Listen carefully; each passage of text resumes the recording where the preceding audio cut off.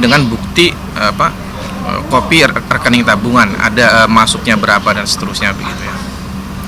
Jadi itu bukti-bukti yang pihak istri sampaikan.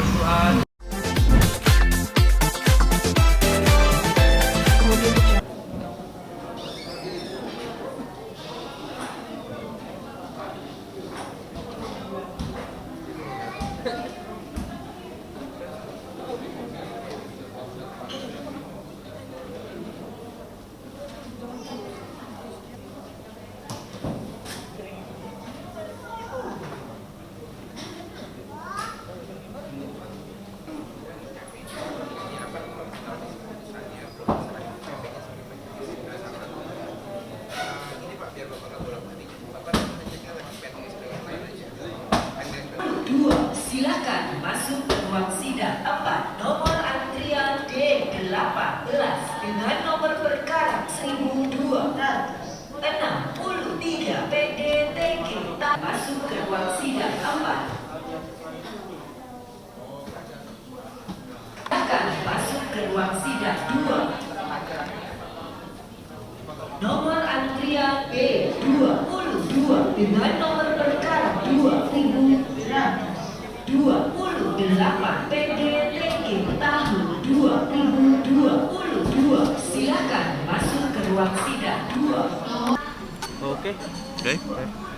Pak Asep, apa nih agenda hari ini seperti apa? Hari ini kita menyampaikan kesimpulan akhir, artinya kita membuat resume dari awal persidangan sampai hari kemarin.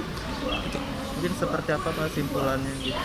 Simpulannya kita menyampaikan apa-apa pertimbangan atau analisa-analisa kita sesuai hasil setiap kali persidangan. Menyampaikan analisa kita bagaimana jalannya persidangan, apakah sesuai dengan tuntutan kita atau tidak gitu. Misal seperti apa? Soalnya ya kita menganalisa fakta-fakta ya, apakah dalam persidangan ini seperti apa, bagaimana kita sampaikan di dalam kesimpulan itu. Apakah permohonan kita bisa kita buktikan atau tidak, seperti itu. Apakah permohonan balik atau rekonvensi gugatan balik dari mereka bisa terbukti atau tidak gitu. Kita sampaikan menurut analisa kita. Gitu. Bisa disebutin Pak, tadi menurut analisa Bapak? Nah, kita nggak bisa menyebutkan satu persatunya. Itu sidangnya kan tertutup, nanti nggak bisa kita sebutkan. Oke. Pak, seperti ini kan udah ngikutin sidang ini dari awal sampai akhir, silakan kesimpulan gitu seperti apa sih Pak perjalanannya sidang ini? Alhamdulillah kita lancar, baik-baik saja. Gitu. Kedua belah pihak saling Ada beberapa hal yang sudah disepakati, ya kita mengacu kepada kesepakatan tersebut. Gitu.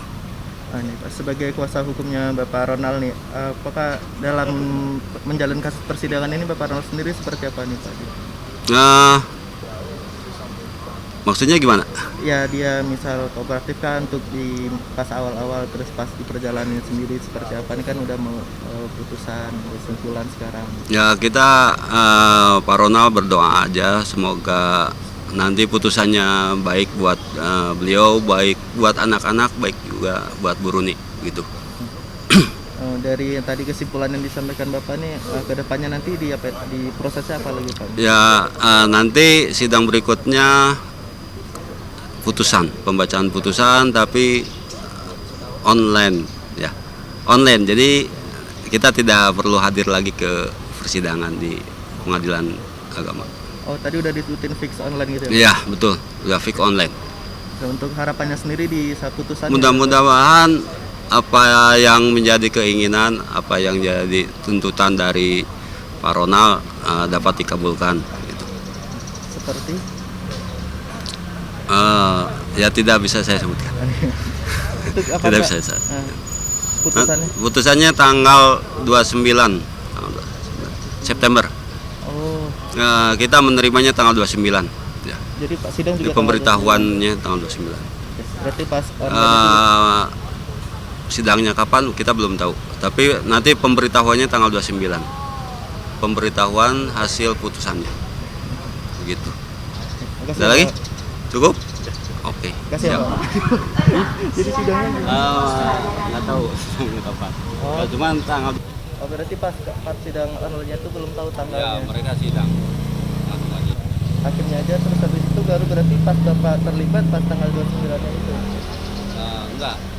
Kita diberitahukan tanggal pemberitahuan melalui email ya, ke masing-masing ke kita ke Kirain mau datang ke sini rame-rame lagi. tidak enggak ada. Cukup. Oke. Nanti saya tanya lagi Pak deh, apa sidangnya gitu kapannya?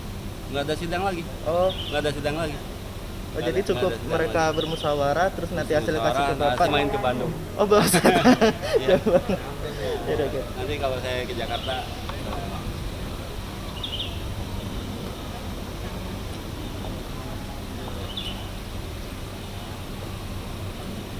Oke, yuk.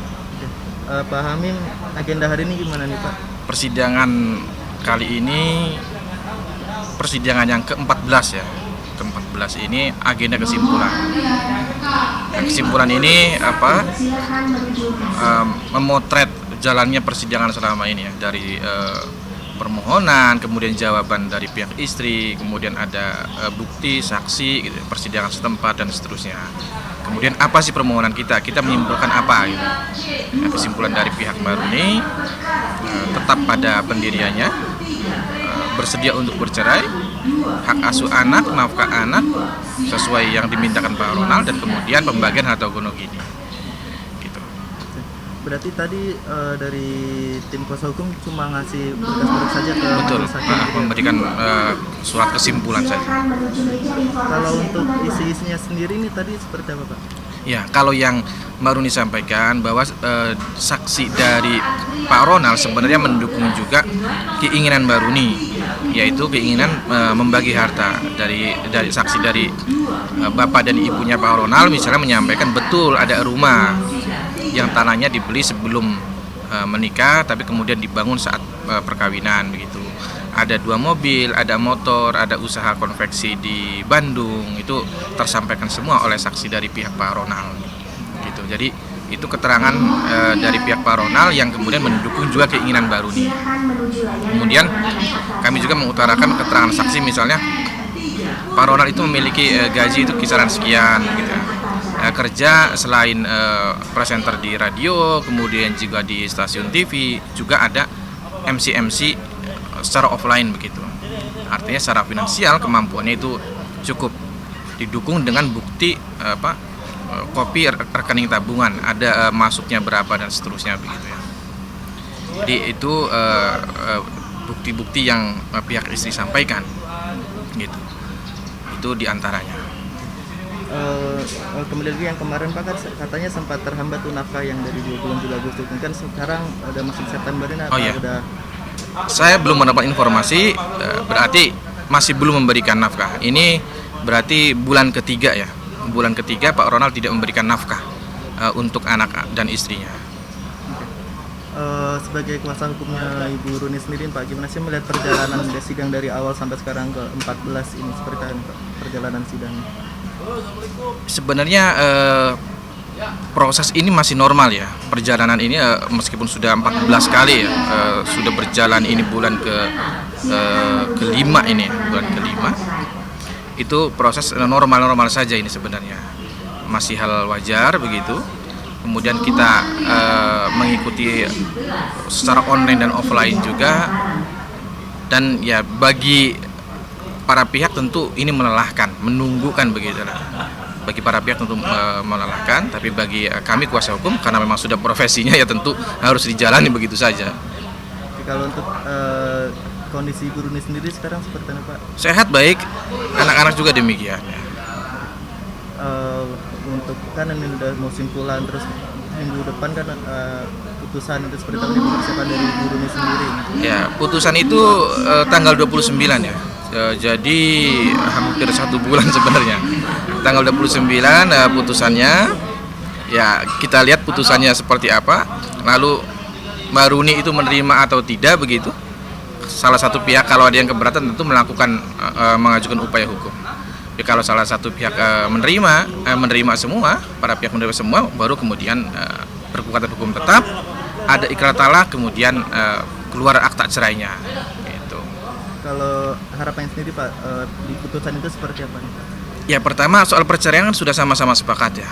Bercerai, hak asuh itu tidak ada alasan untuk tidak dikabulkan permohonan dari Mbak Runi itu.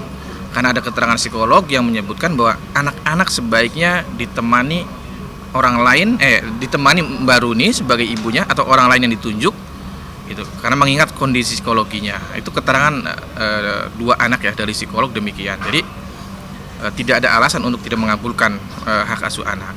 Nah ini perihal nafkah. Nafkah ini sebenarnya Pak Ronald sudah setuju, masing-masing anak itu 20 juta. Itu permohonan dia di dalam surat permohonannya. Tapi kemudian dia menganulir itu. Keinginannya tiap anak itu 10 juta. Gitu ya. Menganulir itu. Jadi saya sih berharap Majelis Hakim tetap pada permohonan Pak Ronald semula. Setiap anak itu 20 juta gitu loh. Karena memang kebutuhan realnya memang seperti itu. Ada asuransi misalnya Pak Ronald tidak tahu itu yang harus dibayar setiap bulan dua anak ini. Karena inisiatif itu dari Mbak Runi. Gitu. Jadi ada hal-hal yang selama ini tidak diketahui oleh Pak Ronald. Meskipun dari uang bulanan yang Pak Ronald berikan ke Mbak Runi, dia menyisihkan untuk asuransi anak-anak. Gitu ya. Itu untuk nafkah gitu ya. Jadi harapannya kami berharap tetap pada permohonan Pak Ronald. Per anak ini 20 juta gitu loh. Dan itu kecil kalau dibandingkan dengan pendapatan Pak Ronald setiap bulannya sebenarnya ya. Lalu perihal harta gonogini ini sudah jelas semua kok. Ada sertifikat, ada BPKB gitu ya. Jadi dan itu jelas kapan dibelinya. Maka sudah sepatutnya Majelis Hakim memutuskan agar harta gonogini dibagi dua gitu ya. Ini sudah clear, sudah jelas. Tidak ada alasan untuk tidak dikabulkan. Kalau misal ada salah satu yang tidak terkabul Majelis Hakim, apakah akan mengambil langkah banding atau gimana?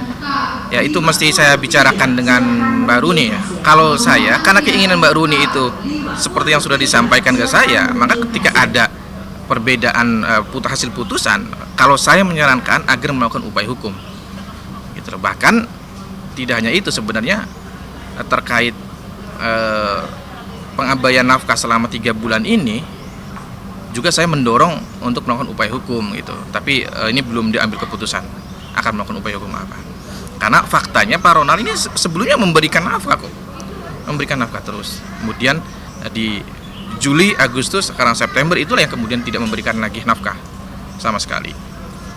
Gitu. Padahal dua anak ini adalah anak-anaknya. Dan Mbak Runi secara hukum masih sebagai istrinya. Terima kasih ya Pak. Baik. Tidak ada persidangan secara offline. Ya, dari awal online. Tapi nanti kalau misalnya pas putusan saya minta janji sama Bapak mungkin. Boleh. Nanti kalau Mbak Runi mau ya saya akan ajak. Semoga mampu. Baik. Terima kasih ya Pak. 48 PDTG tahun 2022. Silakan masuk ke ruang sidang.